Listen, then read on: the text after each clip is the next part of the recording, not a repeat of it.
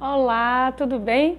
Eu sou Adriana Monteiro, obstetra, trabalho aqui na equipe Obstare de atenção humanizada ao parto, puerpério, gestação e aqui na Bahia. Venho agradecer o convite maravilhoso desse primeiro congresso, né, de humanização e maternidade. Fico muito feliz, muito obrigada pelo convite e venho falar de um tema bastante controverso e que gera muito medo nas mulheres também, que é a necessidade eventual do uso de fórceps e vácuo. Fórceps e vácuo são dois instrumentos que nós podemos lançar mão de utilizar em situações muito específicas, né, para ultimar o parto, ou seja, quando aconteceu alguma coisa naquele trabalho de parto que a gente precisa apressar o parto, mas a cesariana ela não é uma opção tão possível naquele momento. Existe história do uso do fórceps há mais de 400 anos e talvez a ideia de que o fórceps seja tão ruim é porque naquele tempo não existia cesariana. Então o fórceps era um instrumento utilizado quando na realidade haveria indicação de cesárea. Então eram bebês muito altos, bebês que não desciam, né? Bebês que encravavam na pelve, né, como se chamava antigamente, e por falta de cesariana, muitas vezes lançava a mão do fórceps de qualquer forma. Sempre foi aplicado por médicos, principalmente a partir de 1800 e 1900, mas o fórceps sempre carregou essa, que eu digo assim, essa coisa difícil do parto a ferro, do parto forçado, do não deu certo porque foi fórceps. E na realidade ele é um instrumento salvador, né? Ele não deve ser utilizado sempre, né? E aí eu vou falar um pouco dessa história, mas ele pode ser lançado mão quando existe um risco de fato real de mau sucesso nesse parto desse neném. O fórceps, ele é um instrumento, como vocês podem ver aqui, são duas colheres, né, que a gente chama, eles têm um formato assim, que é justamente para acoplar na cabecinha do neném. E com essas duas colheres, existe uma técnica específica, a gente consegue extrair o bebê, tá certo? O nome é esse mesmo, é extração do bebê. Antes do advento da cesariana, a cesariana surgiu, minha gente, depois de 1890, 1880, por aí, a gente tem relato das primeiras cesarianas no mundo, né? É lógico que existe a anedota de que cesárea veio de César, porque ele nasceu de uma cesárea, né? No tempo antigo, mas relato de artigo mesmo, a cesárea ela é um evento recente. E ela veio na ideia de salvar as mulheres. Antes disso, o que a gente usava era fórceps, né? E por isso que o fórceps ele tem esse preconceito. Existiu também no início desse século passado, 1900, 1910, que eles chamavam... começou-se a medicalizar o parto e começou-se o parto a se deixar de ser assistido por parteiras e ser assistido por médicos em unidades hospitalares. Mas a maioria dos médicos não tinha grande contato com o parto, né? Afinal de contas, ele era feito em casa, pelas amigas, pelas parteiras, pelas mulheres mais velhas das comunidades. A ideia de hospitalizar o parto foi reduzir os riscos de morte. Até a década de 40, mais ou menos, a maior causa de morte entre mulheres era o parto e suas complicações. Né? Então a maioria das mulheres vivia até 40, 50 anos ou até antes porque elas morriam de parto, né? Elas morriam das complicações de parto porque elas não tinham outra alternativa a não ser a parteira que estava lá na comunidade dela, na casa dela. Com os médicos começando a participar disso, os médicos começaram a tentar fazer rotinas e, que eu digo assim, intervenções para tentar salvar essas mulheres, né? Então os médicos eles começaram a tentar estudar o parto, como é que acontece o parto, quais são as fases do parto, né? Como é que você poderia aliviar a mulher naquele final? Os médicos eles naquele tempo tinham uma visão muito que era um sofrimento parir, né?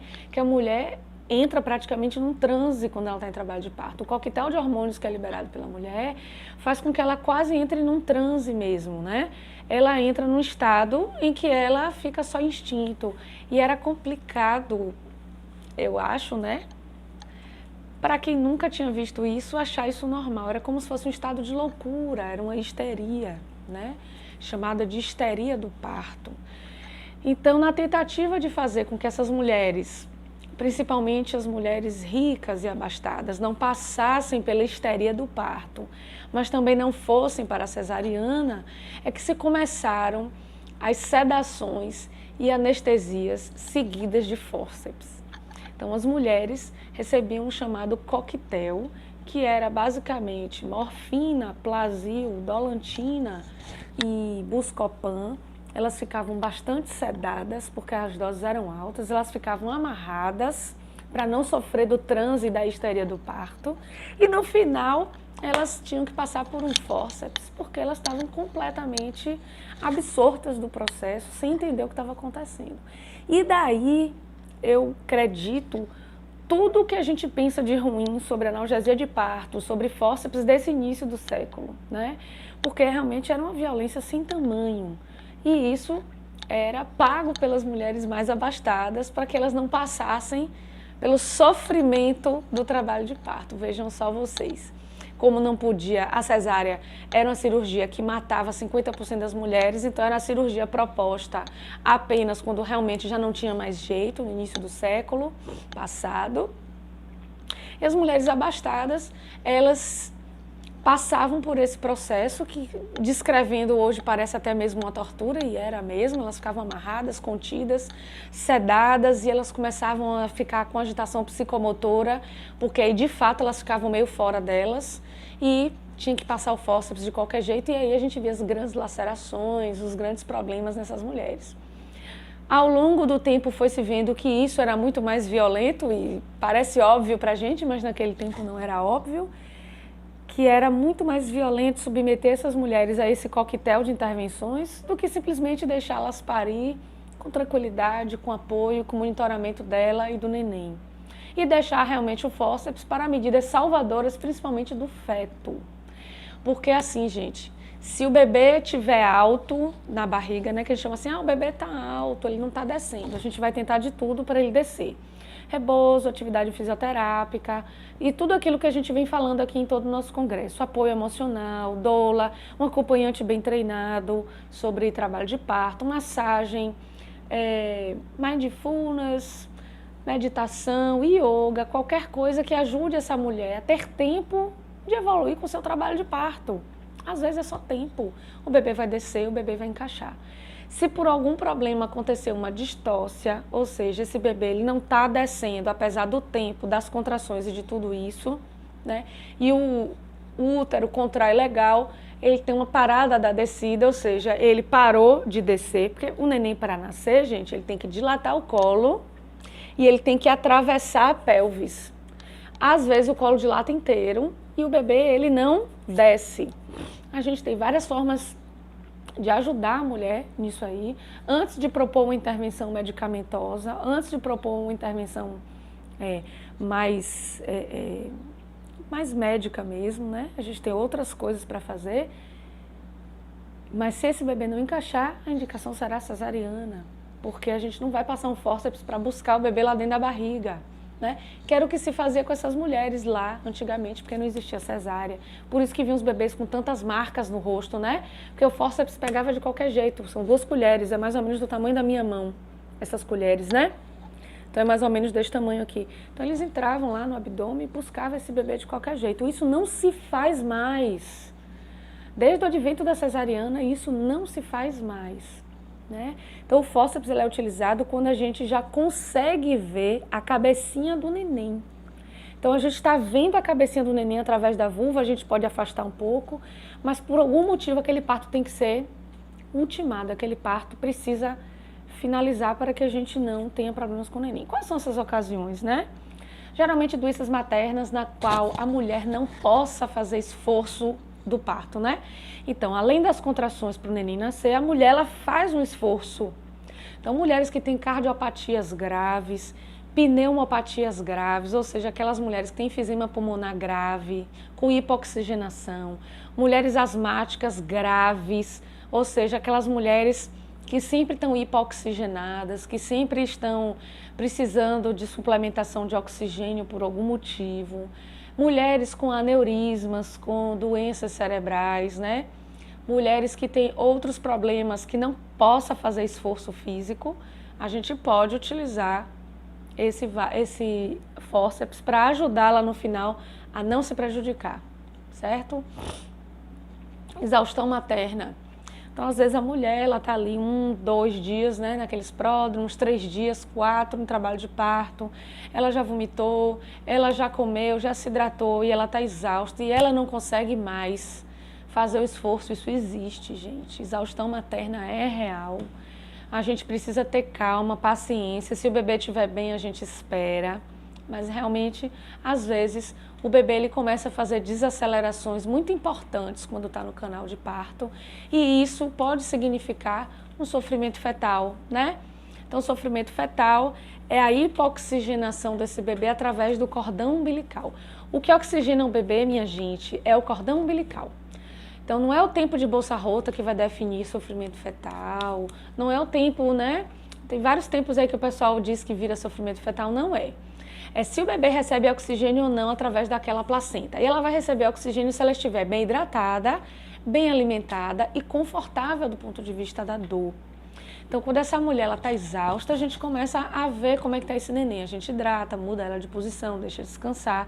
Mas se esse bebê começar a entrar numa que a gente chama de sofrimento fetal, aí a gente começa a pensar em fazer um fórceps ou um vácuo para poder ajudar esse bebê a sair sem passar os problemas de hipóxia, paralisia cerebral, aquelas coisas todas. Você vai dizer, Adriana, mas isso é comum? Não, isso é exceção. E por isso que a gente vem falar de fórceps e vácuo, porque eles são condutas de exceção. Eles são condutas salvadoras, eles não são para ser utilizados de rotina, de forma nenhuma. E nós sabemos que em determinados serviços, até hoje, fórceps é utilizado de rotina, não é adequado. A mulher não precisa disso para parir, tá certo? Pode algumas vezes precisar. Outra coisa que pode causar sofrimento fetal agudo também é rara, ó o nome, rara. Descolamento prematuro de placenta e o bebê está nascendo. Quando a placenta descola, o bebê para imediatamente de receber oxigênio. Ele precisa estar fora da barriga para encher o pulmão de ar. Então, se o descolamento de placenta acontecer e você já estiver vendo a cabecinha do neném, você vai lançar mão de um fórceps para salvar esse bebê. Existem vários sinais de descolamento de placenta.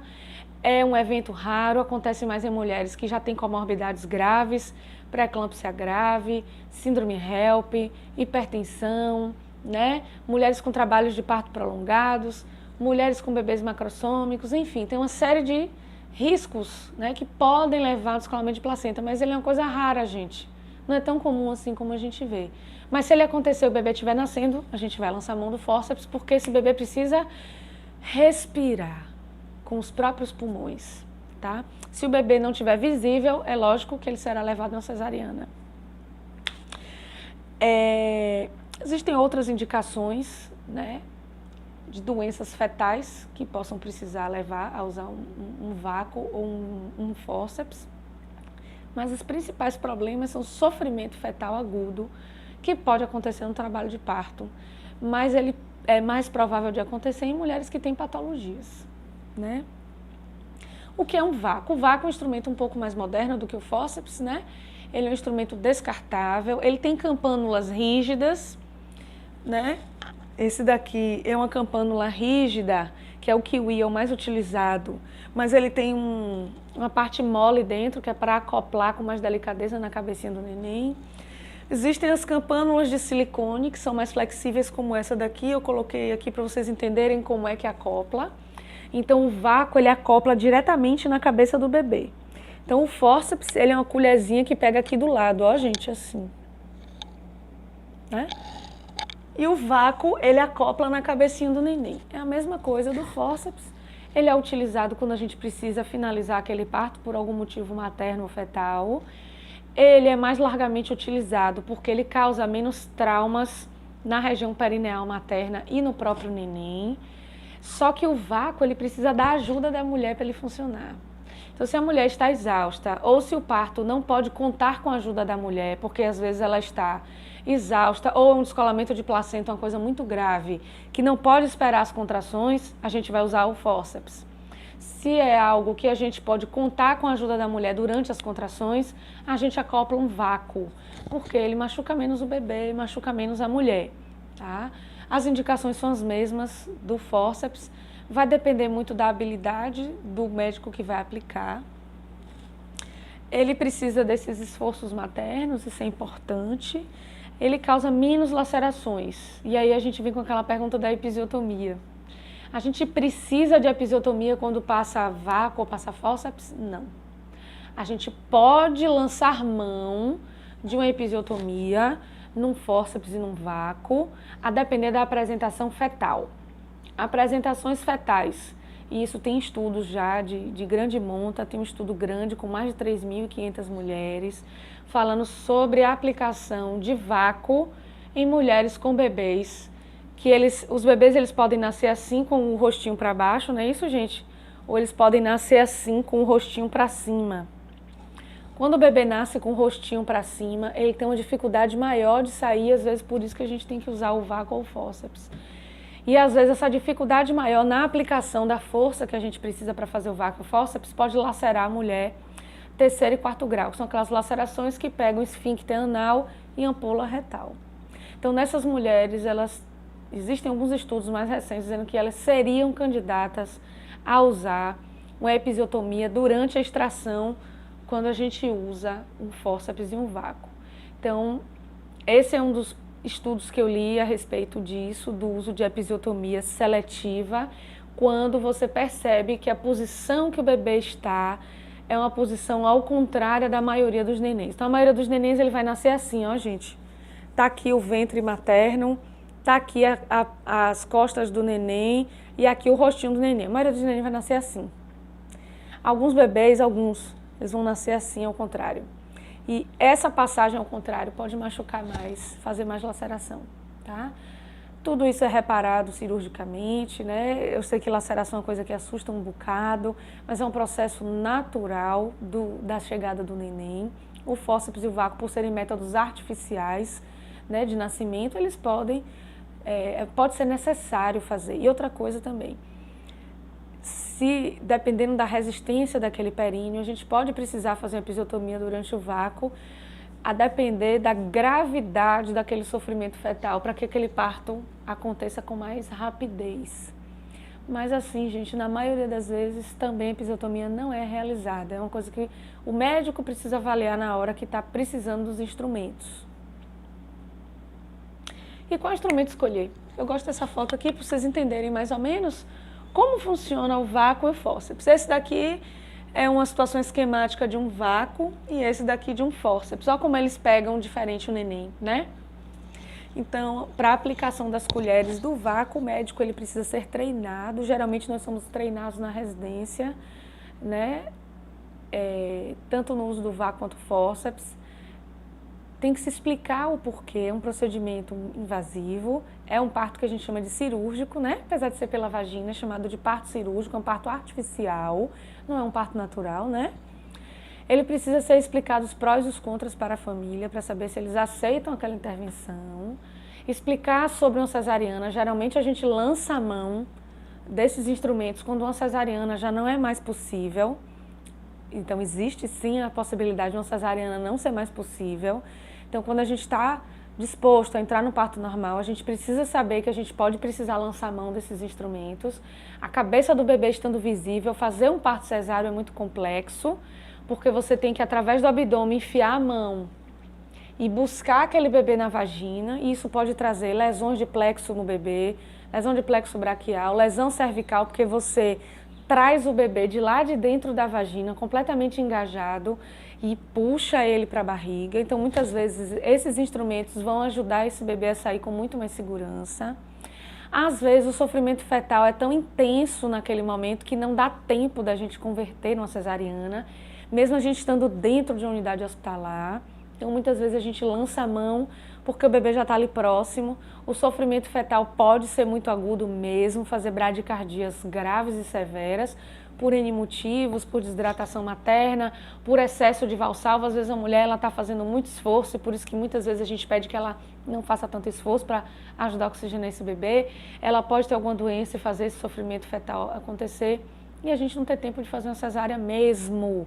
Existe isso. Então a gente precisa saber que existem esses instrumentos. Como eu falei antes, se precisar de uma extração muito mais rápida, a gente vai usar um fórceps, porque ele não depende do esforço da mulher. A gente vai introduzir as colheres, ver tudo direitinho, que está tudo bem com o neném, e a gente vai extrair o neném. O vácuo, ele é mais delicado, porque ele coloca na cabecinha do neném, e a gente precisa da ajuda da mulher fazendo o esforço do parto, e a gente vai apenas segurando e trazendo o bebê com mais calma. Então, são situações de sofrimento agudo, mas que a gente pode aguardar 3 ou 4 contrações para que esse bebê venha com mais tranquilidade. A maioria dos médicos atualmente tem usado mais o vácuo, tanto pela segurança quanto pela fácil aplicabilidade. São instrumentos que existem na maioria dos hospitais, tanto públicos quanto particulares. O fórceps é mais largamente utilizado porque ele já existe há muito mais tempo e a maioria dos médicos foram treinados em fórceps. O vácuo, ele pode ser treinado na residência, mas boa parte dos médicos precisa fazer um treinamento extra para poder aprender a manejar o vácuo. A gente mesmo procura, tem cursos como o ALSO, entre outros cursos, né? De medicina baseada em evidência e assistência ao parto, como o pessoal de Recife da parteria urbana, que dá esse curso para a gente, Leila Katz e Melania Amorim, que falam muito sobre o uso desses instrumentos de forma seletiva, de forma tranquila, mas sempre com muita precisão no uso. Usar apenas quando estritamente necessário e não largamente em qualquer situação.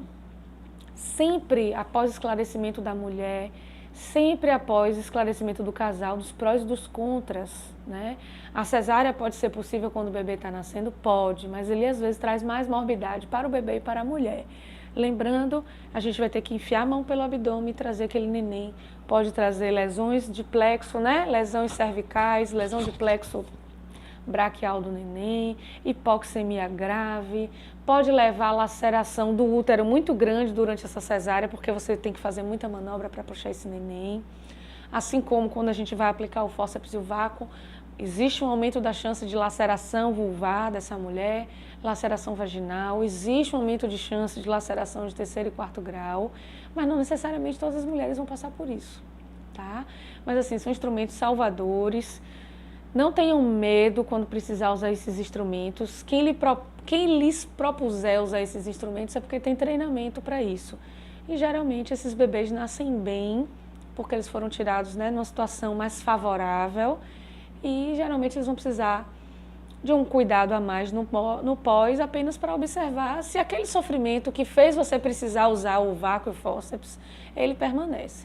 Então assim, gente, muito do que o pediatra vai precisar fazer na sala não é pela aplicação do vácuo e do fórceps, mas do que motivou você a precisar usar esses instrumentos, né? Se você precisou usar esses instrumentos é porque aquele bebê estava em sofrimento, provavelmente, né? E aí a avaliação desse bebê é por causa dessa indicação de sofrimento. Quando a indicação é materna, né? Geralmente o bebê nasce, ele está ótimo, está tudo tranquilo. Mas quando ele nasce por isso aí, por um sofrimento fetal, é um bebê que já ia precisar de cuidados, né? Então, para a gente desmistificar um pouquinho o uso do fórceps e do vácuo, se precisar lançar a mão deles, vá na fé. Geralmente quem propõe isso é porque já está treinado em fazer, né? Toda equipe que tem médicos, obstetras, eles são treinados para fazer isso. E lembrem sempre, isso é uma conduta de exceção. É quando alguma urgência se impõe ali, alguma coisa de diferente, de muito grave está para acontecer, tá bom? Eu espero que tenha sido esclarecedor para todos vocês e eu me despeço aqui pedindo que vocês tenham um pouco de menos de medo do fórceps e do vácuo. Eles são instrumentos salvadores que a maioria dos obstetras é hábil a aplicar, que se ele for utilizado, perguntem tudo, tirem todas as suas dúvidas e é isso aí. Tudo de bom para vocês.